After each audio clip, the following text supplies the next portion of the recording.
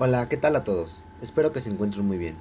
En esta sesión, mis compañeros y yo hablaremos acerca de una etapa muy importante en el desarrollo de los seres vivos, el desarrollo embrionario, así como sus distintas fases en las que se divide, su importancia y función de cada una de ellas.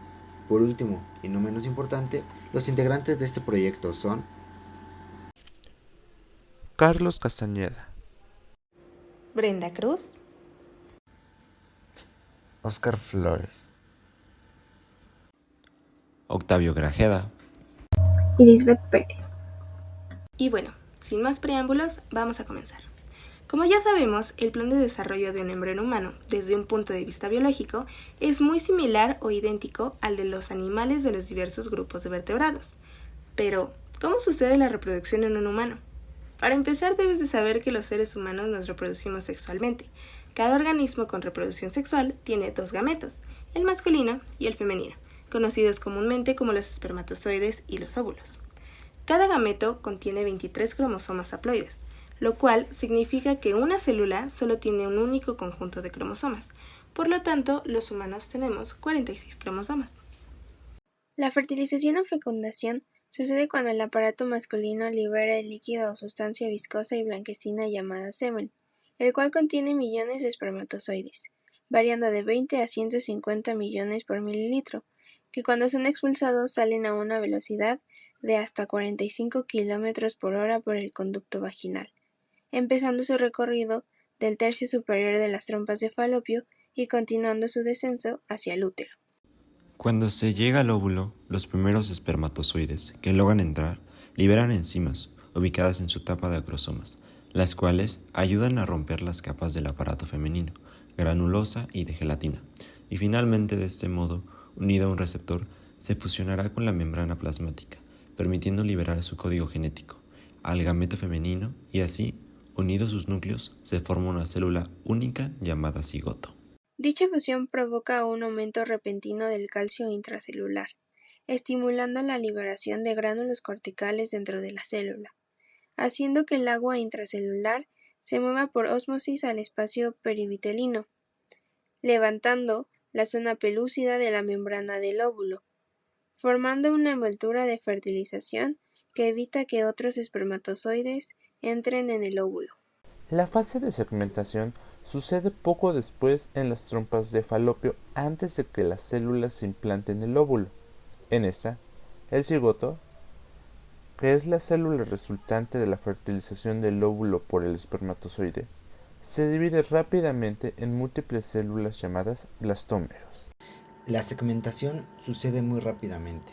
Esta consiste en sucesivas divisiones mitóticas de la célula inicial, sin que haya un aumento significativo en el tamaño del embrión.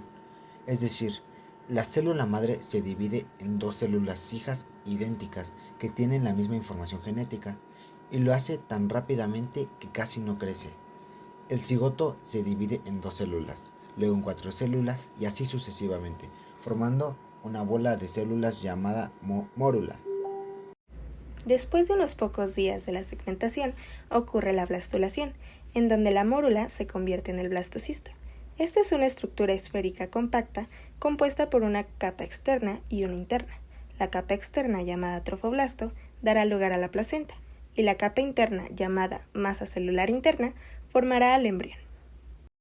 Estas fases son importantes, ya que establece el número de células que formarán el embrión y la calidad de este. Un embrión con un número anormal de células o divididas anormalmente puede llevar a anomalías cromosómicas y malformaciones congénitas en el feto. Etapa de gastrulación. Durante la fase de gastrulación, las células de la blástula se mueven para reorganizar el embrión de una simple bola hueca de células llamada blastocisto, de la que anteriormente se habló, a una etapa claramente visible en capas llamada gástrula. La gastrulación crea tres capas germinales primarias, llamadas endodermo, ectodermo y mesodermo, cada una de las cuales produce diferentes componentes del cuerpo. El endodermo más interno produce los órganos internos y el revestimiento del intestino. El ectodermo más externo da lugar al sistema nervioso y a los órganos de la superficie. ya sea como la piel y el mesodermo. En el medio formará los sistemas musculares, circulatorio y esquelético. En la fase del proceso de la implantación, el embrión se va a empezar a eclosionar hasta que por fin se logra desprender de su zona pelúcida. Una vez que el embrión logra salir de ella, comienza a interactuar con el endometrio. Esto ocurrirá en el tercio superior de la pared posterior del útero. Para que este proceso se pueda llevar a cabo, se necesita cumplir con tres condiciones bastante fundamentales: que el endometrio esté receptivo, un embrión normal en fase de blastocisto y una comunicación celular adecuada entre ambas estructuras. La implantación se divide en tres etapas: aposición, adición e invasión. En la etapa de aposición, el blastocisto encuentra un sitio de implantación, la zona pelúdica desaparece y el trofoblasto en el polo embrionario entra en contacto con la capa compacta del endometrio. Esta etapa está controlada por el embrión y el microambiente endometrial. Aquí juega un papel importante los pinópodos, las cuales son unas proyecciones citoplasmáticas que ayudarán al blastocisto a entrar en contacto. Durante esta fase se expresan las integrinas B1, B3 y B4, las cuales son moléculas de adhesión que actuarán como intermediarias entre el endometrio y el blastocisto, de tal manera que van a facilitar la fijación del trofoblasto con las células epiteliales del endometrio. En la etapa de invasión, participan activamente citocinas. Esta molécula se expresa cuando el endometrio está receptivo y es una de las responsables del diálogo entre el embrión y el endometrio. Como resultado de este diálogo, ocurre la activación del blastocisto, que se inicia con la diferenciación del trofoblasto en citrotrofoblasto y en sincitiotrofoblasto. Al diferenciarse, el sincitiotrofoblasto adquiere su capacidad invasiva, sintetiza enzimas proteolíticas, entre ellas la metaloproteasa, que rompen los desmosomas de la membrana basal del epitelio endometrial y alcanza la capa esponjosa. La destrucción del endometrio durante la penetración origina un ligero sangrado que puede malinterpretarse como una menstruación anormal. Bueno, por el momento es todo lo que tenemos por decir acerca de esto. Esperamos que les haya quedado claro lo visto en esta sesión.